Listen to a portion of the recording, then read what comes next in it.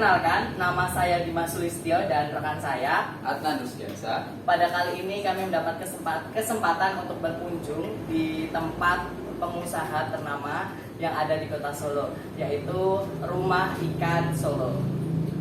Oke, langsung saja kita wawancarai ownernya, yaitu Mas Adi. Halo semuanya. Sebelumnya saya mengucapkan terima kasih atas kesempatannya sehingga kami dapat bermain-main di Rumah Ikan Solo yang sangat Masya Allah sekali.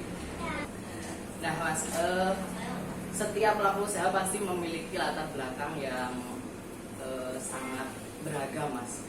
Mulai dari awal usaha hingga alhamdulillah sukses hingga sampai saat ini. Mungkin bisa diceritakan Mas sedikit bagaimana sih sejarahnya bisa ngambil atau memilih usaha di bidang kuliner, di bidang seafood ini? Ya, terima kasih. Sebelumnya selamat datang di kantor kami, Rumah Ikan Solo, tempatnya di Jalan Kapten Patimura nomor 83 Serengan Surakarta. Dan ini saya selaku pemilik atau owner, bisa familiar dengan nama Mas Adi. Untuk awalnya itu Rumah Ikan Solo itu berdiri tahun 2013. Jadi setelah saya lulus kuliah itu saya langsung terjun di dunia perdagangan, terutama fokus di perdagangan seafood atau perdagangan ikan laut. Nah, di situ latar belakang saya kenapa saya buka usaha di bidang penyediaan bahan-bahan, karena di situ ada peluang dan saya ingin memajukan sumber daya pangan di Kota Solo, khususnya di Ekskarisidenan Surakarta. Seperti itu. Wah, kebetulan sekali seafood ini merupakan makanan kesukaan saya juga nih Mas. Iya. Nah, kalau boleh tahu Mas mengenai seafood, apa aja sih Mas yang ada di toko ini, jenis-jenis seafood yang dimiliki? Banyak ya, kalau di tempat kita seafood itu kita ada dua jenis ya, dari yang segar dan yang frozen. Kalau orang biasanya itu kan menyebutnya kalau seafood itu laut, tetapi di sini juga ada yang tawar juga gitu kan. Nah, kalau yang segar kita bisa kasih contoh, yang tawar ada ikan nila, lele, patin, gurame. Kalau yang laut segar itu ada ikan bandeng, terus kemudian kakap laut, terus ikan tenggiri, udang, cumi, dan sebagainya seperti itu. Untuk harganya sendiri bagaimana? Harganya tetap bervariatif ya, kayak seperti ikan tawar nila ini untuk saat ini di harga 33, terus kemudian kayak ikan laut seperti tenggiri itu di angka sekitar 65-an, karena itu harga itu variatif ya, selalu naik turun berdasarkan jenis dan ukuran, itu sangat variatif. Dan itu kita juga tidak bisa menentukan harga sama sekali, yang bisa menentukan itu adalah pihak TPI atau tempat pelelangan ikan. Kalau di sana pas banyak itu harga murah, kalau di sana tidak ada barang kebutuhan di Solo atau di sekitarnya itu banyak, otomatis harganya mahal. Seperti itu. Untuk pemasaran mengenai seafood dan ikan air tawar itu biasanya didistribusikan kemana Mas? Kalau awalnya sih kita memperkenalkan di ini ya, di masyarakat, melalui masyarakat datang beli, kemudian kita mencoba untuk kerjasama dengan pihak hotel, kemudian kita memperkenalkan diri dari Rumah Ikan, kita memperkenalkan diri di resto, sama kita kerjasama sama di catering, seperti itu. Untuk sejauh ini pemasaran terjauh menurut Mas Adin? Kalau kita masih, kalau saya sih di sini masih di Ekskarisidenan Surakarta ya, termasuk Boyolali, Klaten sampai Jogja, kemudian area selatan sampai Wonogiri, kemudian area utara kita juga sampai ke Seragen juga, kemudian ya lingkup kota-kota Solo saja sini lah. Seperti itu.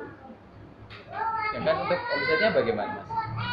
Kalau omset kita bervariatif, tetapi kita berusaha untuk tetap stabil ya, karena kita punya istilahnya punya target pribadi. Kalau omsetnya per bulan kita ya antara adalah itu sekitar ratusan juta, kita juga adalah itu seperti itu. Bagus banget itu. Sedangkan untuk untuk naik turunnya usaha itu Mas pernah ngelakuin nggak? Terjadi di usahanya Mas ini nggak?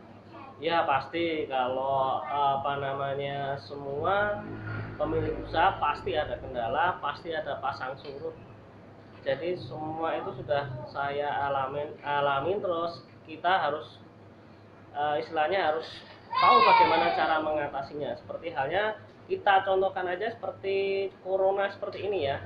Jadi kita sudah kena 1 tahun corona. Awal corona itu rata-rata semua pedagang itu pasti mengalami yang namanya terjun bebas atau drop seller, yaitu penjualan yang sangat minim. Jadi bahkan untuk hidup aja mereka itu sangat susah. Jadi bagaimana seperti itu, karena kan ya memang ini yang namanya virus itu ya kita harus benar-benar keep orang mau ke pasar juga takut, orang mau beli juga takut, untuk orang mau wedding aja nggak boleh, mau ke mall juga nggak boleh. Dari segi pemerintah sudah memberikan beberapa isu isyarat harus seperti ini itu kan banyak sekali syarat yang harus dipenuhi.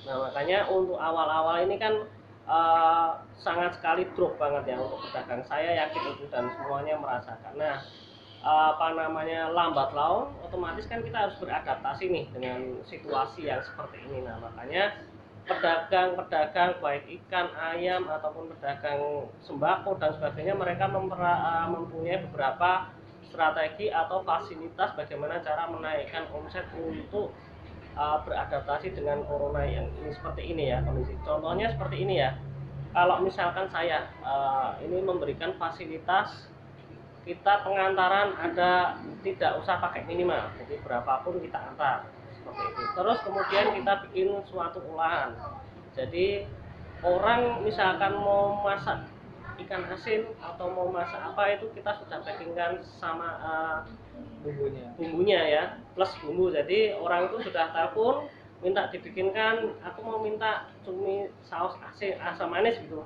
kita bikinkan, kita send ke pemilik yang pengorderan seperti itu.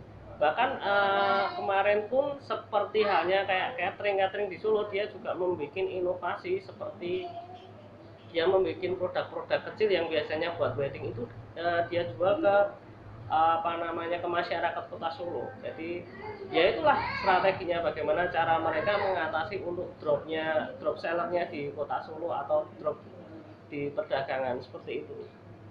Intinya salah satu strategi pemulihan ekonomi. Iya, yang betul. Nah, ngomong-ngomong mengenai mitra nih Mas, pasti banyak mitra yang apa ya, intinya kayak kerjasama, banyak kerjasama. Nah, pernah nggak sih Mas ngalamin salah satu penipuan dari mitra itu, ditipu? Ditipu dalam hal apa? Ini nih dalam contohnya pembayaran.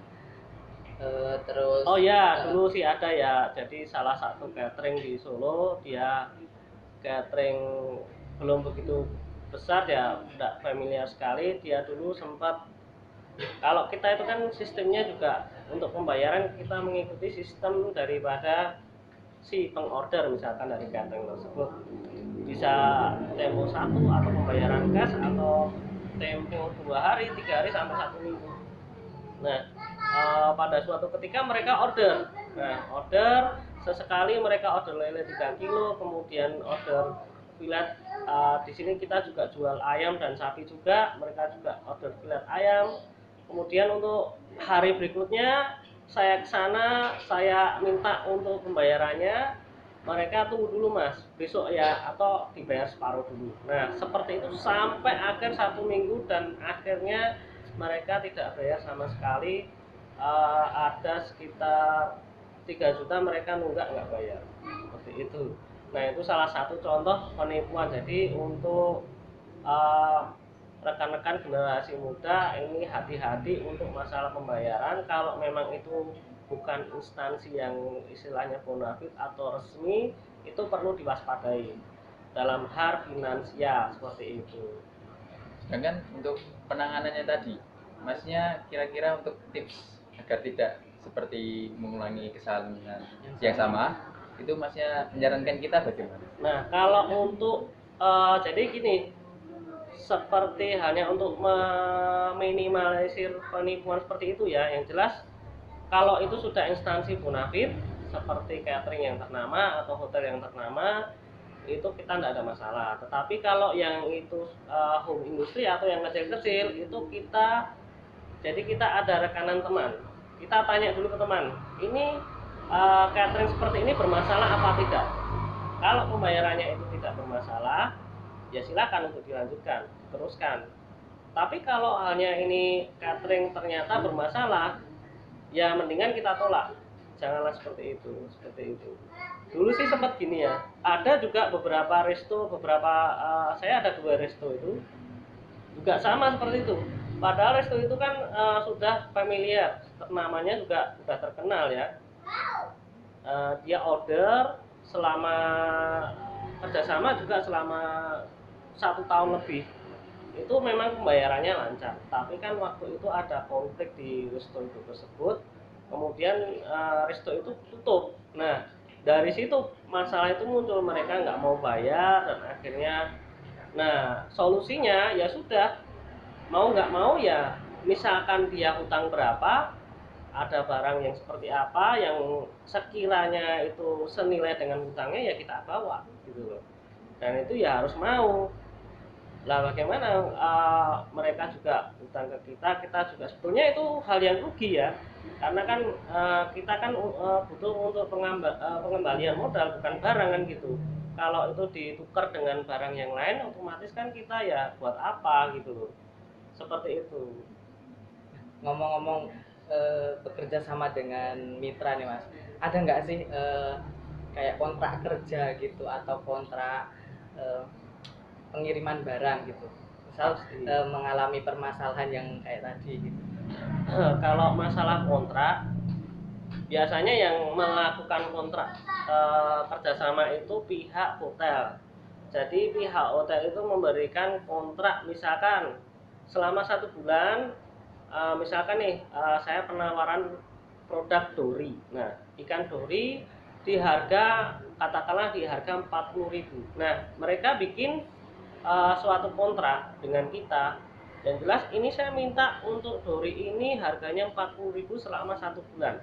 Nah, seperti itu beberapa kontrak, dan saya minta pengirimannya itu di bawah jam 10. Ya otomatis yang namanya kontrak kerjasama, mereka setuju, kita setuju, ya mau nggak mau kita harus lakukan, dan itu harus berkomitmen seperti itu. Nah, kebetulan nih Mas, kan ini kita sedang melakukan wawancara. Nah, nanti videonya akan diupload ke YouTube. Nah, pasti banyak kaum milenial seperti kita ini yang ingin belajar atau berwirausaha. Nah, mungkin ada sedikit tips buat para kaum milenial yang sedang nonton video kita ini. Kalau tips yang jelas untuk memulai usaha, kalau kita pengen memulai usaha itu satu, jangan langsung terjun. Jadi kita pelajari dulu apa toh yang produk kita yang mau kita jual. Misalkan nggak usah ikan lah, misalkan minuman seperti halnya susu segar. Misalkan susu ini produk susu ini, kita harus tahu ini susu ngambilnya dari mana, maksudnya ngambil dari mana, ini kita harus beli di mana. Satu itu. Yang kedua, cara pengolahannya seperti apa. Jadi harus kita pelajari dulu, jangan langsung kita asal jual, harus kita pelajari dulu pengolahannya seperti apa. Satu itu. Yang kedua, packaging. Nah, susu ini kita mau bawa kemana, jadi susu ini itu harus kita kemas seperti apa. Maukah kita kasih variasi rasa, 5 rasa, apa kita kasih roti, apa kita kasih isian apa, itu kan harus kita pikirkan dulu. Nah, seperti produk kita, yang jelas produk itu harus matang. Satu, knowledge atau pengetahuan produk itu sendiri. Yang kedua, aplikasi produk yang kita jual itu harus benar-benar matang, Yang ketiga, target konsumen. Target konsumen itu harus jelas. Konsumennya itu siapa? Masyarakat, anak kecil, orang dewasa, atau orang tua. Nah, kalau saya di bidang supplier itu target yang jelas untuk masyarakat. Yang kedua untuk instansi. Yang ketiga untuk partai besar atau dalam tanda kutip catering. Nah, seperti itu. Nah, yang ketiga kualitas. Kualitas barang itu harus bagus dan konsisten. Jangan sampai misalkan susu, misalkan itu gula itu 2 sendok sudah cukup, jangan sampai untuk mengurangi kos kita taruhlah 1 sendok. Jangan, itu mengurangi kualitas dan tidak konstan. Pada akhirnya nanti masyarakat akan kecewa seperti itu. Nah, itu kita harus konstan. Ya, yang terakhir itu untuk masalah finansial atau permodalan. Untuk pengembangan usaha kita harus benar-benar untuk menyiapkan manajemen yang bagus. Kalau misalkan susu itu sudah jalan, otomatis kita harus memanajemen untuk masalah keuangan. Misalkan itu sudah tertata untuk sistemnya, penjualan seperti ini, hasilnya seperti ini. Hasil ini jangan sampai kita habiskan sekaligus. Jadi ada saving harga untuk kita pengembangan usaha. Nah, dari situ ketika kita sudah mengaplikasikan dari awal yang namanya knowledge, kemudian produk, kemudian konstan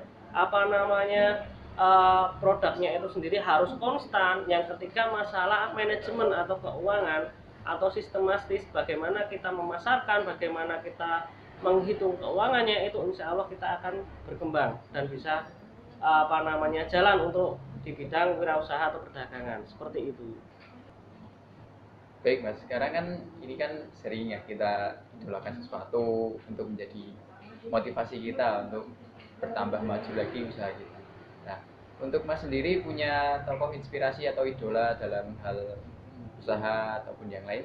Kalau saya tokoh inspirasi, sebetulnya saya terinspirasi dari semua pengusaha, baik itu pengusaha kecil, menengah, sampai besar ya. Kalau biasanya orang tuh saya mengidolakan Bob Sadino gitu kan. Kalau yang di Solo dia Pak Wongso ya. Itu ada yang punya The Park Group itu seperti itu. Kalau saya semua pengusaha, baik itu anak kecil mungkin yang muda, yang tua, yang sepuh, sampai yang istilahnya yang baru-baru. Kenapa saya mengidolakan semua? Karena mereka itu punya ilmu masing-masing. Jadi yang namanya anak kecil jualan, kenapa kok sekarang anak-anak muda? Karena mungkin kepepet kondisi, mereka akhirnya jualan. Kenapa bisa laris? Itu ya harus kita pelajari. Oh, ternyata dia punya ilmu yang namanya ilmu seperti ini, relasi teman-temannya diajak dan sebagainya, atau mereka punya klub-klub, mereka ajak semuanya. Nah, sebetulnya saya idolanya semua pengusaha saya idolakan, karena setiap pengusaha itu punya strategi marketing, semua punya trik-trik penjualan, dan semua punya manajemen, dan semua punya istilahnya produk-produk yang mereka jual, atau istilahnya produk unggulan yang mereka jual, seperti itu. Nah, mengenai strategi penjualan, Mas. Nah, selama pandemi ini tadi udah disebutin bisa ngirim barang ke rumah. Iya. Bisa ngambil di sini. Betul. Nah, strategi yang paling efektif saat penjualan itu efektif yang online atau yang offline? Nah, sekarang kita sangat-sangat terbantu ya dengan adanya jaringan internet. Jadi kita bisa online secara bebas, kita bisa sharing-sharing lewat media sosial, baik itu Instagram, Facebook, dan sebagainya. Selama ini kalau saya sih masih pakai cara yang lama ya, yaitu kita masih pakai cara jemput bola. Jadi kita harus memasarkan langsung ke konsumen, baik ke kelompok atau perorangan atau ke instansi. Jadi karena gini, orang itu ketemu langsung sama dia baca atau dia ngetik itu beda. Jadi kalau ketemu langsung, misalkan nih saya ketemu langsung dengan konsumen atau dengan instansi, otomatis kita membawa barang sampel, kita memperkenalkan, ini loh sampel saya, kualitasnya seperti ini. Dengan seperti itu mereka tahu bagaimana cara kita menyampaikan, bagaimana cara kita untuk melayani, bagaimana cara kita untuk mendistribusikan, harganya kita juga otomatis harga itu bervariatif. Jadi mereka bisa istilahnya misalkan harganya segini, oh enggak, ini harganya terlalu tinggi dan sebagainya, itu bisa kita bicarakan seperti itu secara langsung. Jadi lebih efektif ketemu sama orangnya daripada mereka itu lewat sosial media. Tetapi ada tapinya, kalau sosial media memang itu ada plusnya. Kalau misalkan jarak jauh itu memang jadi salah satu jalan utama untuk penjualan lewat online. Nah seperti itu. Kalau misalkan dekat itu lebih baik kita ketemu langsung dengan konsumen. Tapi kalau jarak jauh kita perkenalan dulu lewat chatting dan sebagainya, perkenalan produk lewat WhatsApp atau video call bisa seperti itu. Nah untuk yang online itu Mas, apakah ada apa ya kayak ngasih sampel gitu, menunjukkan sampel berupa barang atau video atau foto?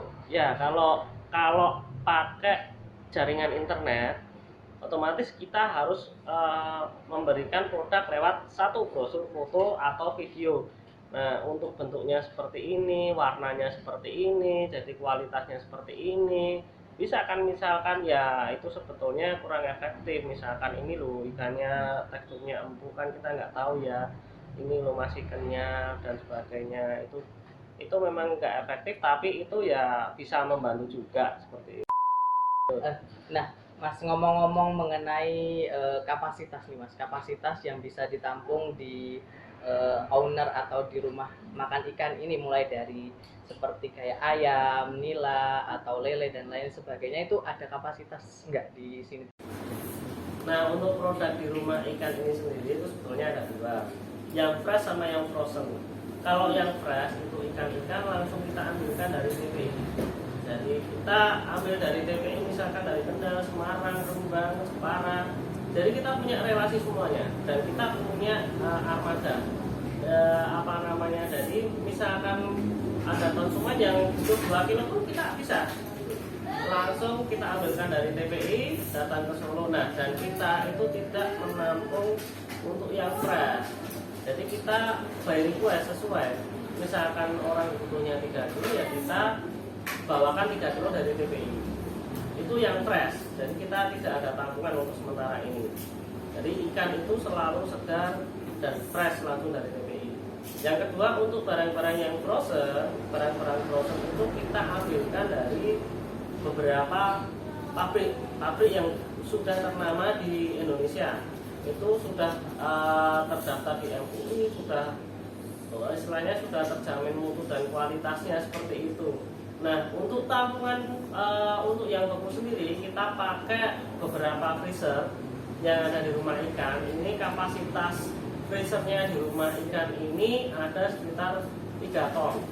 Nah jadi untuk barang-barang itu masuk 3 ton itu untuk keseluruhannya. Jadi nanti untuk barang datang itu kemungkinan ya 1 ton, kemudian keluar dan lagi 1 ton atau 2 ton untuk lagi keluar lagi seperti itu. Jadi modelnya sirkulasi seperti itu.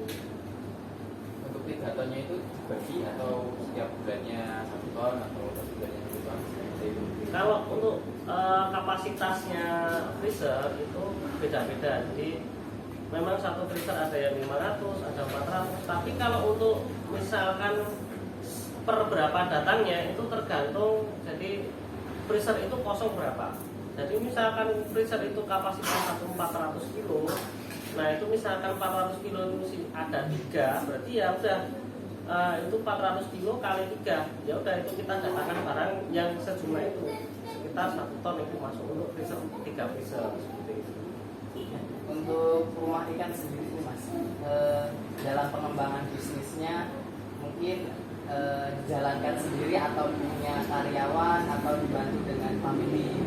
Ya, kalau awalnya dulu kita memang saya sendiri untuk berjuang pengembangan rumah ikan, tetapi tetap kita lambat laun dari 2013 sampai 2021 rumah ikan ini punya 4 karyawan, 5 karyawan. Itu saya juga terbantu dengan adik-adik saya juga membantu bantu di sini untuk pengembangan di rumah ikan. Jadi beberapa kita tugaskan untuk di bagian pengiriman, kita ada administrasi, dan kita juga ada tim marketing. Jadi untuk istilahnya langsung ke konsumen, bagaimana produk kita, pengecekan maintenance, bagaimana produk kita, terus kualitasnya seperti apa, untuk kontinuitasnya ke depan seperti apa, seperti itu. Nah, dalam pengembangan bisnis ini pasti ada target, mungkin target rencana kedepannya Mas Ajin ini seperti apa?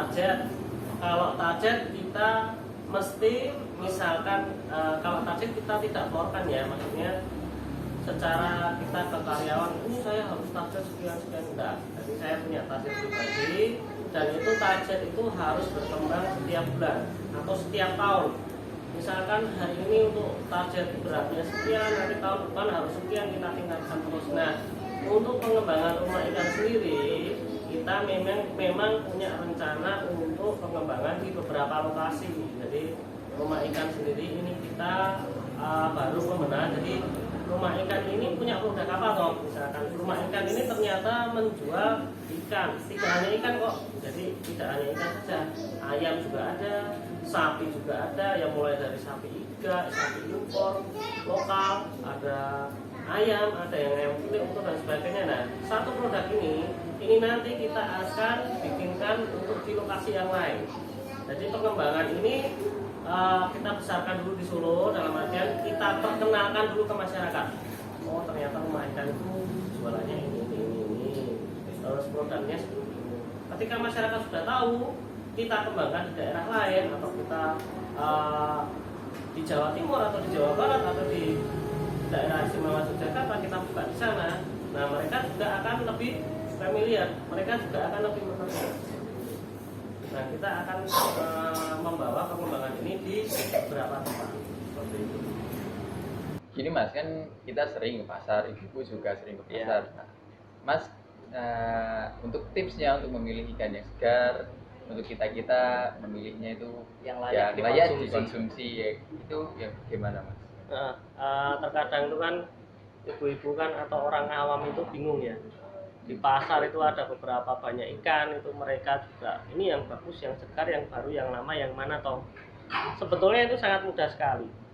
Itu kalau misalkan orang pesisir itu, dia ngelihat matanya sudah bisa tahu. Oh, ini ikan 2 hari, oh ini ikan kemarin, oh ini ikan baru. Jadi kalau matanya itu masih utuh, masih bening, itu ikan baru. Nah, tetapi kalau selain orang pesisir itu bisa dilihat di insang. Kalau insangnya itu masih merah, itu berarti bagus atau baru, dan berlendir itu juga baru. Khususnya untuk ikan ikan laut ya. Kalau ikan tawar itu juga sama halnya juga, tapi mereka kalau ikan tawar biasanya berlendir.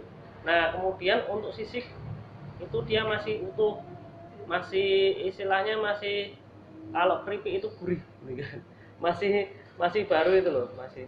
Kemudian untuk tekstur badannya itu yang jelas kenyal, tidak lembek. Jadi kalau misalkan dipegang perut ikan itu kalau ditekan itu masih kenyal. Tapi kalau ikan itu sudah ditekan itu sudah lembek, itu berarti ikannya sudah lama.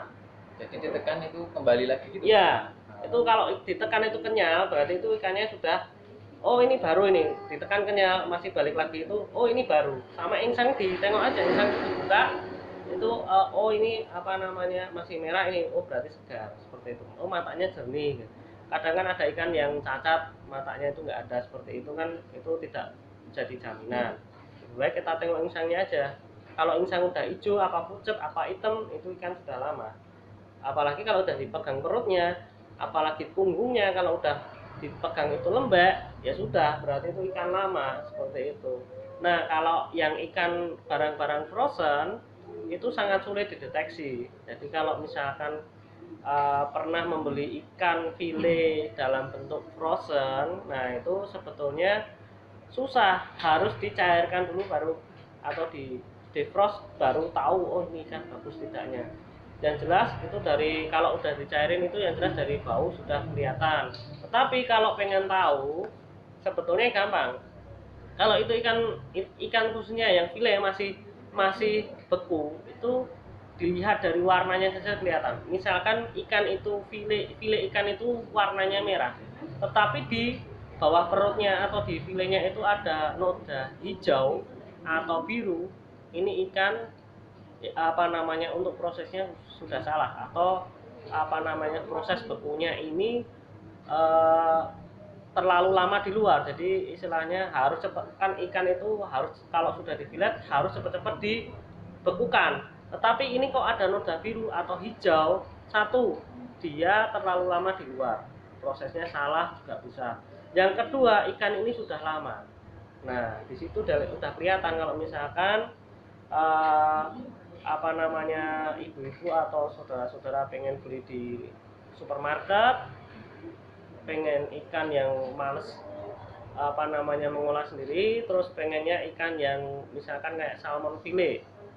Kalau salmon fillet itu yang jelas kalau itu barang fresh itu ditekan sudah lembek, itu sudah nggak layak makan, seperti itu. Tetapi kalau sudah kayak ikan duri, ikan mahi itu kok ada bercak hijau atau biru, nah ini perlu diwaspadai, ini ikan layak dikonsumsi atau tidak. Tetapi kalau ikan itu sudah mulus, bagus, tidak ada noda, nah itu ikan bagus, seperti itu.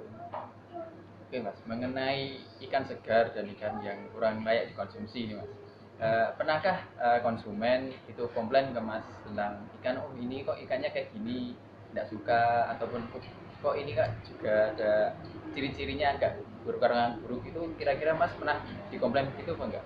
Ya tentunya pasti.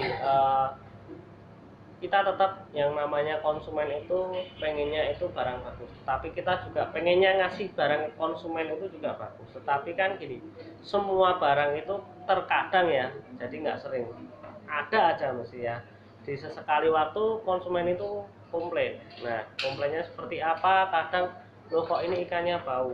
Kalau konsumen komplain ikan bau, itu kita cari tahu dulu. Satu, dari pengiriman kita gimana? Kalau pengiriman kita bagus, terus di sananya masih bagus barang, kemudian dicek sama penerima barang, dari sana, oh ini bagus, sesuai kriteria, sesuai ukuran, diterima, kok masih bau? Nah, berarti kita harus cross-check di bagian pengolahan, dari pengolahan barang tersebut. Nah, kalau pengolahannya itu ternyata sudah bagus, benar, berarti kita tengok cross-check ke bahan bakunya sendiri. Ya itu tadi, kita cross-check, kita cairkan. Kalau memang itu betul-betul jelek dan itu tidak layak konsumsi, ya ini tanggung jawab kita rumah ikan untuk mengganti yang baru. Oh ya sudah, kita ganti yang baru, seperti itu. Ini bentuk tanggung jawab dan konsekuensi dari rumah ikan itu untuk menjaga kualitas dan seperti itu. Nah, mengenai tadi kan sudah belajar bagaimana cara memilih ikan yang baik dan yang layak konsumsi, Mas. Nah, kan ada setiap konsumen beli ikan segar. Beli ikan segar, mungkin dia males masak atau mau dimasak kapan gitu. Nah, tips untuk penyimpanan yang awet untuk ikan ikan segar itu gimana, Mas? Mulai dari suhu gitu. Kalau semisal ya, ini tips aja. Kalau semisal ini beli ikan segar, pengennya masak besok, itu kalau saya itu lebih baik tidak dimasukkan ke freezer. Tetapi kalau misalkan ya beli kakap laut atau bawal laut itu hari ini nih, hari Senin pengen dimasak hari Selasa misalkan. Nah, itu kalau saya itu tidak dimasukkan ke freezer atau ke chiller, tapi ikan itu dikasih es batu, dikasih es serut itu. Nah, untuk besok baru kita masak. Karena kalau misalkan pengen masak besok itu dimasukkan ke freezer, kalau daging itu sudah beku, itu tekstur daging itu sudah pecah, seperti itu. Nah, tetapi kalau pengen untuk yang jangka lama, misalkan nih mau beli 2 kilo dipotong-potong, pengen untuk stok selama 1 minggu, itu bisa. Caranya gimana? Sekarang sudah ada alat itu namanya vacuum pack. Jadi itu dimasukkan ke plastik, kemudian kita vakum.